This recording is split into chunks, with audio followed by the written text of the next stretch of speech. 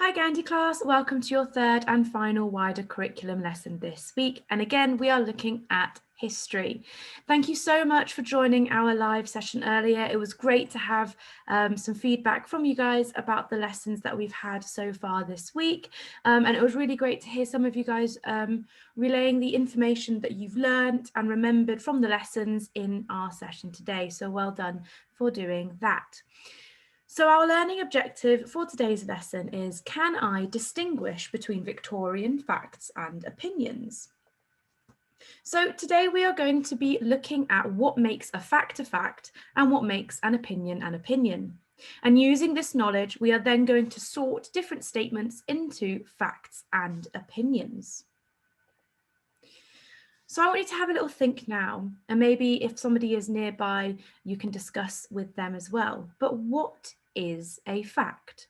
Pause the video to have a think or a discussion.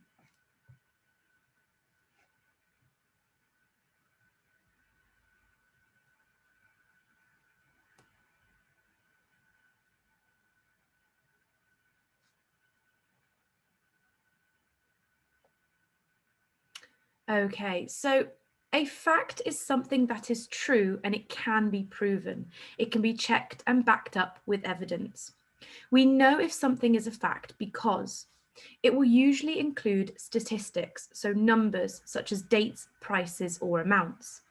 It can be checked by other sources, and these other sources will say the same thing. It won't use emotive language. It's very factual and it's formal. It's written in very formal language. So that's what makes a fact a fact. So what is an opinion? I want you now to pause the video to have a think or a discussion about what an opinion is.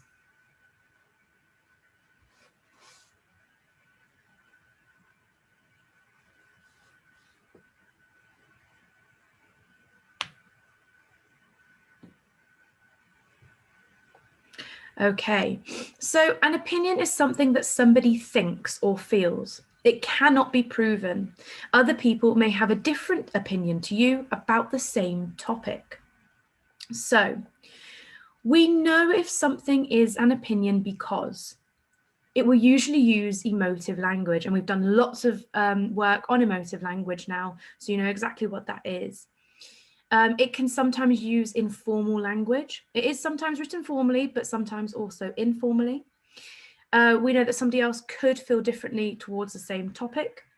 It cannot be checked to see if it is true or not.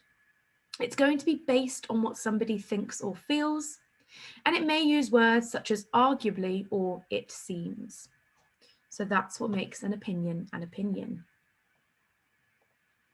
So here I've put what makes a fact and what makes an opinion in a table for you. And this is going to help you with your task. So as we said, a fact usually includes statistics such as numbers, dates, prices, or amounts. Now I've written usually because sometimes a fact might not include statistics. And sometimes an opinion may include something like a date of when something happened. So that's why I've said usually. It can be checked by other sources to see if it is true or not. It will not use emotive language and it'll be written formally. Whereas an opinion will use emotive language. It can sometimes use informal language as well. Somebody else could feel differently towards the same topic. It cannot be checked to see if it is true or not. It's based on what somebody thinks or feels, and it may use the words such as arguably or it seems. So use this to help you with your task. Okay, so let's do this one together because this is what you're going to be doing for your task. We're going to go through a couple together and then you're going to have a go yourself. So we've got a statement below and I want us to have a think about whether or not it's fact or opinion and how we know. So here we've got the average daily attendance was 42,831 people, with the highest daily total recorded on the 7th of October when 109,915 people visited. So using what we've just learned about what makes a fact and what makes an opinion an opinion, is this a fact or an opinion? Pause the video to have a think.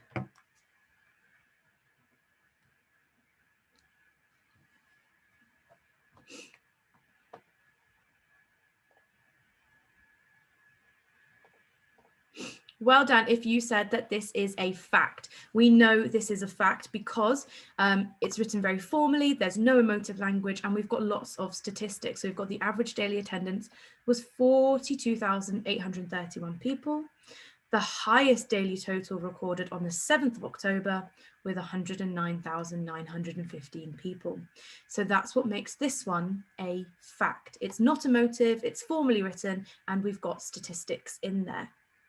Let's have a look at the next one. So, is this a fact or an opinion? How do you know? And we've got a bit of information from a newspaper story from the Morning Chronicle in London, 2nd of May, 1851, from page 2. And this says, in short, the exhibition has been translated from a great thought into a great deed, the greatest trophy ever erected of human progress, industry, and skill. So what I want you to do now, using your information that you've got about what makes an opinion an opinion and what makes a fact, I want you to figure out whether or not this is a fact or an opinion and think about how you know. So pause the video to have a go.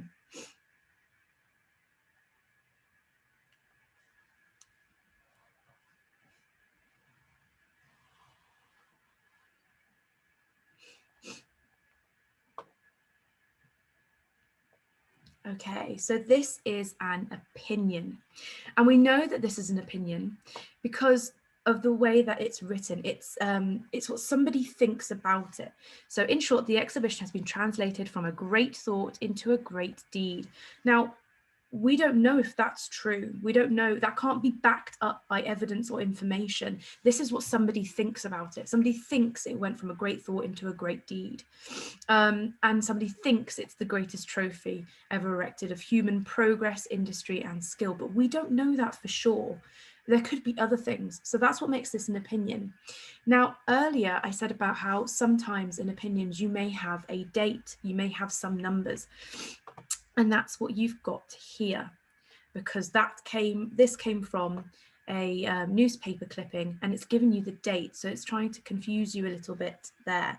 But we know that this is an opinion because it's all about what somebody thinks. It's not backed up by facts. Okay, let's have a go at the next one. Over 6 million people visited the Great Exhibition between May and October 1851. Is this a fact or an opinion, and how do you know? Pause the video to have a think.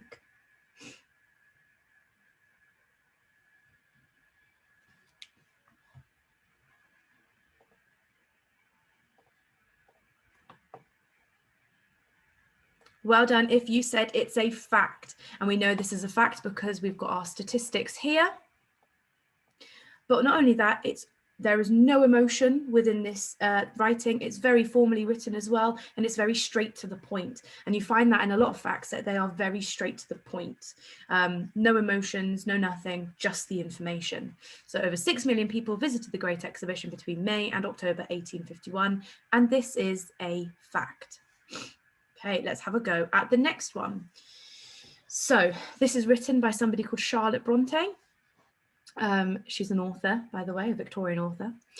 And she's written, "It is a wonderful place, vast, strange, new, and impossible to describe. Its grandeur does not consist in one thing, but in the unique assemblage of all things. Whatever human industry has created, you find there."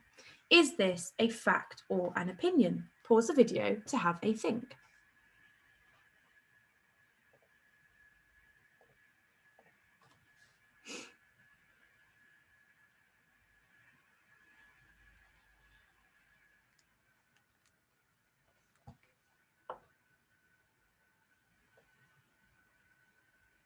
Well done if you said that this is an opinion. And we know this is an opinion because there is a lot of emotive language here. We've got, it is a wonderful place, but there's nothing to prove whether or not it was a wonderful place. She says it's vast, strange, new, and impossible to describe. Again, that's emotive. She's talking about how she feels. Grandeur, saying it's very grand, it's very amazing, but that's how she feels. It's not backed up by facts. Somebody might have gone and thought, this is okay. They might not think, oh, it's amazing like Charlotte Bronte does. They might just think that it's okay. So this is an opinion. Well done if you got that correct. Okay, so now what I want you to do is get a piece of paper. I want you to turn it landscape. So you'll have the long lengths at the top and the bottom and the short sides at the end. And I want you to fold it in half lengthways and then draw a line down the middle. On one side of the line, I want you to write fact, and on the other, I want you to write opinion. So your page should look like this. Landscape, folded in half with a line down the middle, fact and opinion written on either side. Pause the video to do this now.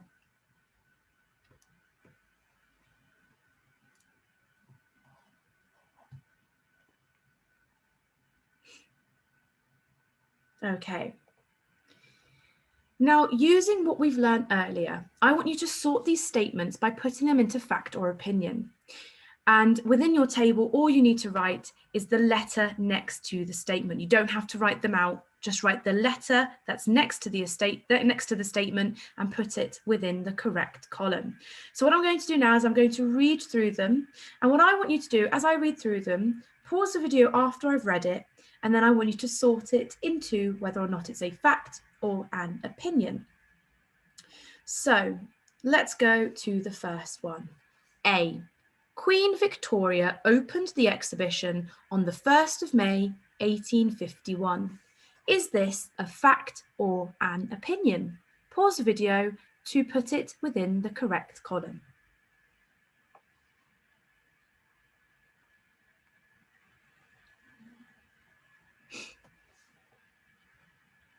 Okay, the next statement, B. The Great Exhibition was open for a total of 141 days. I want you to pause the video and put it under either the opinion or the fact column.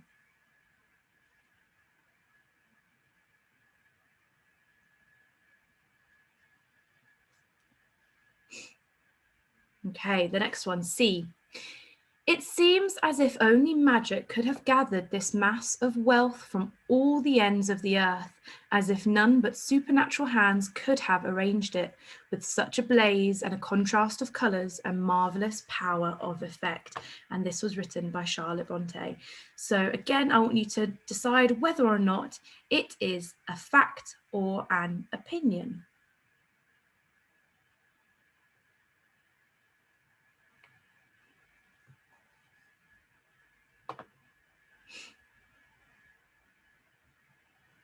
Okay, going on to the next one, D.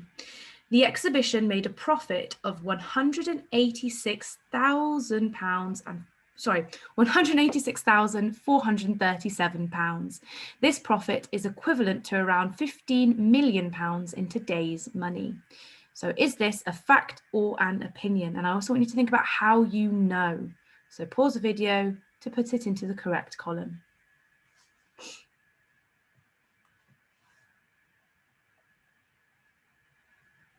Okay, to the next one then. E. The exhibition was arguably the greatest defining occasion for 19th century Britons between the Battle of Waterloo in 1815 and Queen Victoria's Diamond Jubilee in 1897. It defined Britain as an industrial nation. And this is written by Geoffrey Orbach, who is a historian. So do you think this is a fact or an opinion? Don't forget that you can go back to the table at the beginning of the video where we discussed what made a fact and what made an opinion an opinion. So pause the video to answer this one and put it into the correct column.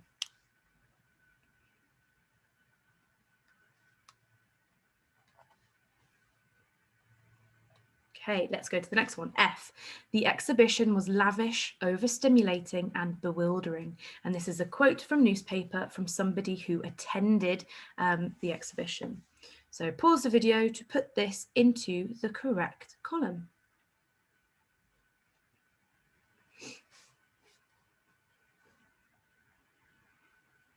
Okay, to the next one then. G.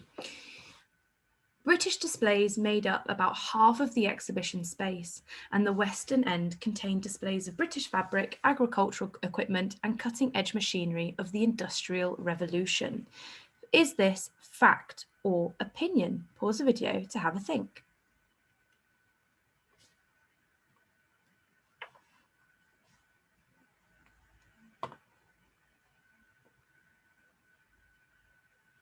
Okay, so you should have put that one within the correct column. So let's move on to H. Many famous Victorians went to the Great Exhibition, including Charles Dickens and Charles Darwin. Queen Victoria herself visited multiple times. Is this a fact or an opinion? Pause the video to put it into the correct column.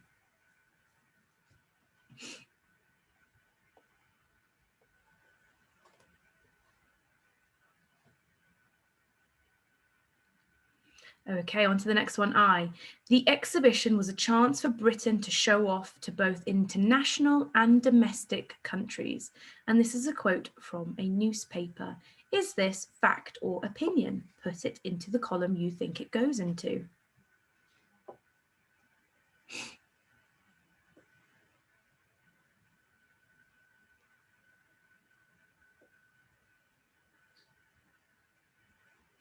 And the last one, J. A sight the like of which has never happened before and which, in the nature of things, can never be repeated. And this is the exhibition as described by the Times newspaper on the 2nd of May, 1851. Is this a fact or an opinion? Put it into the column you think it goes into. Okay, great work, Gandhi class. Please make sure you upload your work to Tapestry, and I will see you next time. Bye.